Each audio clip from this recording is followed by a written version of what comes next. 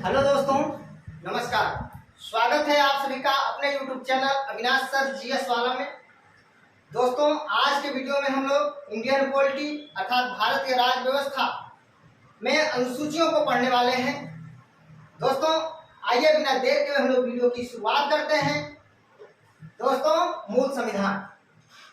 दोस्तों, मैं आपको बता दूं, भारत के मूल संविधान में 22 भाग, 395 अनुच्छेद और 8 अनुसूचियां थीं।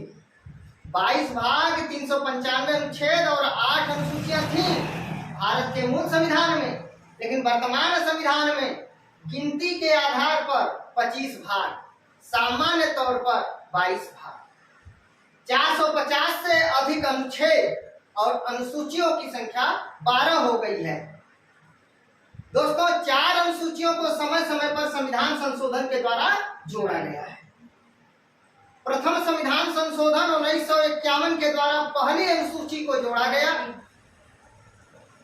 जबकि 52वें संविधान संशोधन 1985 के द्वारा 10वीं अनुसूची को जोड़ा गया और 73वें संविधान संशोधन 1992 के द्वारा 11वीं अनुसूची को जोड़ा गया और 74वें संविधान संशोधन 1992 के द्वारा 12वीं अनुसूची को जोड़ा गया।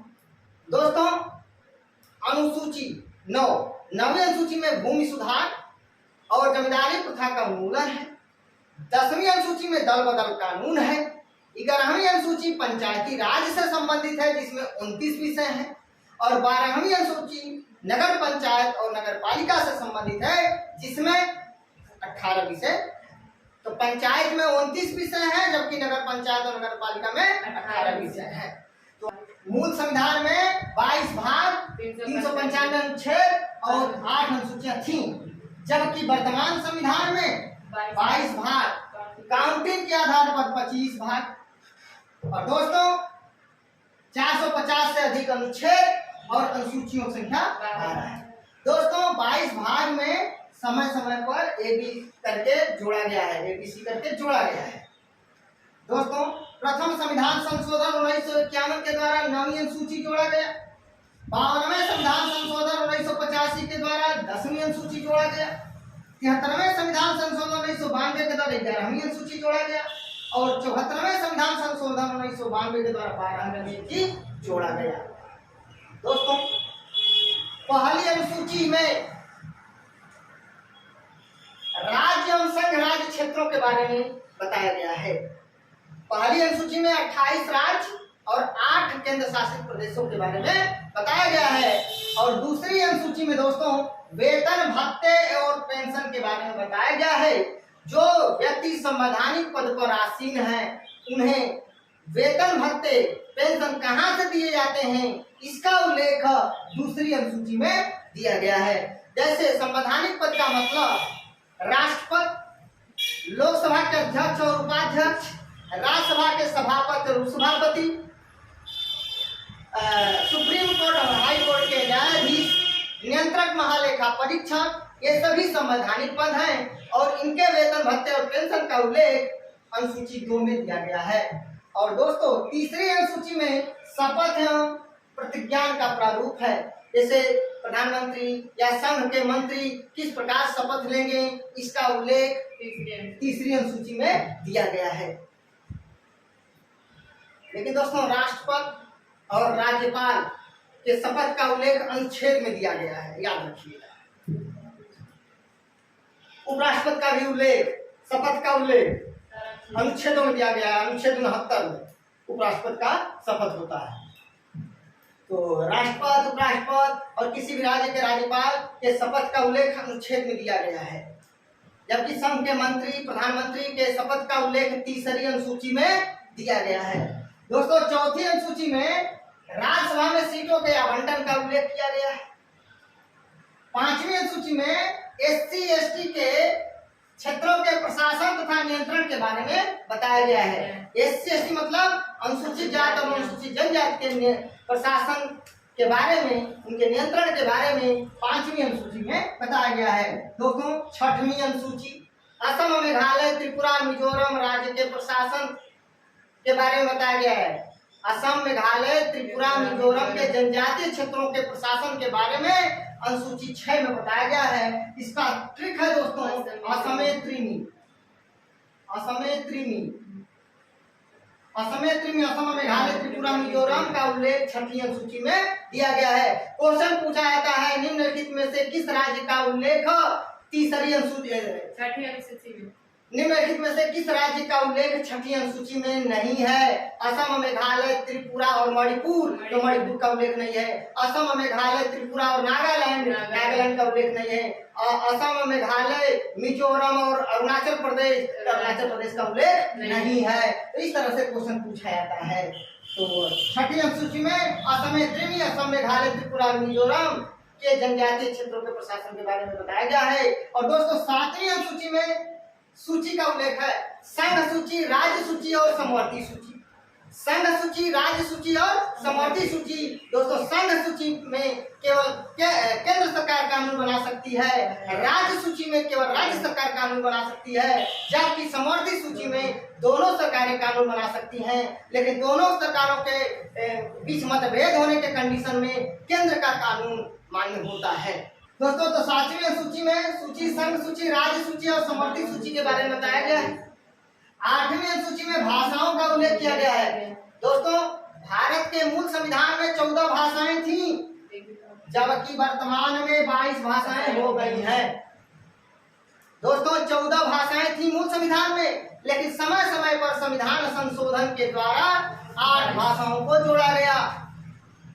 इसका अलग समय वीडियो बना दूंगा। 21 समय संविधान संशोधन 1967 के द्वारा सिंधी भाषा को जोड़ा गया। उसके बाद दोस्तों 71वें संविधान संशोधन के द्वारा कोने, मणि, कोंकणी, नेपाली और मणिपुरी को जोड़ा गया। उसके बाद 92वां संविधान संशोधन 2003 के द्वारा 92वां संविधान संशोधन 2003 के द्वारा डीएमओ, डोगरी, मैथिली, बोडो और संथाली को जोड़ा गया। इसको मैं अलग से आप लोगों को वीडियो बनाकर दे दूंगा। दोस्तों 8वीं अनुसूची में के मूल संविधान में 14 भाषाएं, वर्तमान संविधान में 22 भाषाएं हैं। 9वीं अनुसूची भूमि सुधार एवं जमींदारी प्रथा का उन्मूलन। 10वीं अनुसूची दल बदल कानून से संबंधित है। 11वीं अनुसूची पंचायती राज से संबंधित है, जिसमें 29 विषय हैं। और 12वीं अनुसूची नगर पंचायत और नगर पालिका से संबंधित है, जिसमें 18 विषय हैं। दोस्तों आइए मैं फटाफट आप लोगों को और इन अनुसूचियों को याद करा देता हूँ। दोस्तों अनुसूची 1 में संघ और राज्य क्षेत्र, 28 राज्य और 8 केंद्र शासित प्रदेशों के बारे में अनुसूची 1 में उल्लेख किया गया है। अनुसूची 2 में वेतन, अनुसूची 3 में शपथ, अनुसूची 4 में राज्यसभा में सीटों का आवंटन। दोस्तों पहले राज्य बना, देश आजाद हो गया, तो आजादी के बाद छोटे छोटे जो प्रांत थे उसको राज्यों के रूप में बनाया गया, उनका पुनर्गठन किया गया, केंद्र शासित प्रदेशों के रूप में बनाया गया।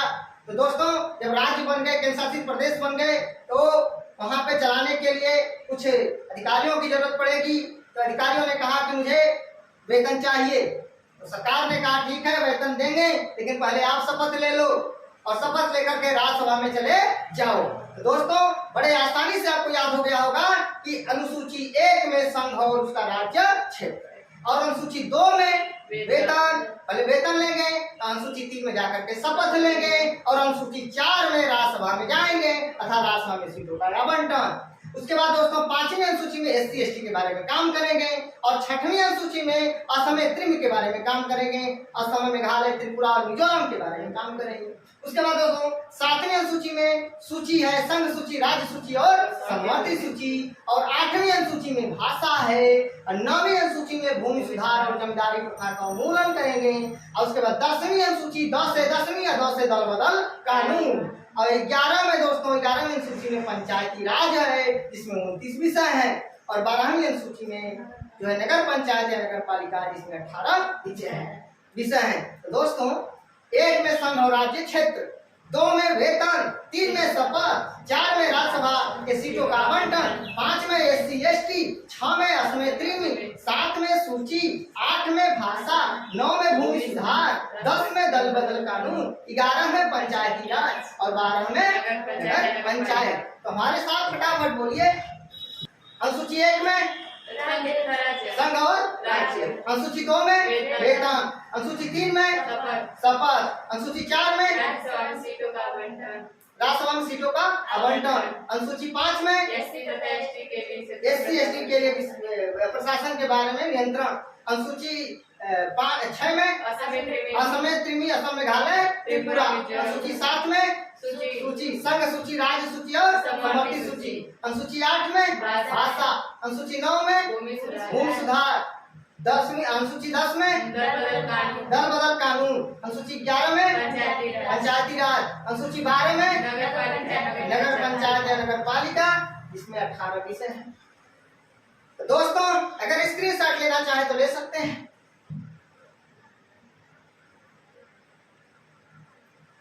तो दोस्तों अगर आप लोगों को मेरा वीडियो अच्छा लगे तो प्लीज दोस्तों लाइक कमेंट शेयर करके मुझे सूचित जरूर करिएगा। मिलते हैं नेक्स्ट वीडियो में, तब तक के लिए नमस्कार, धन्यवाद।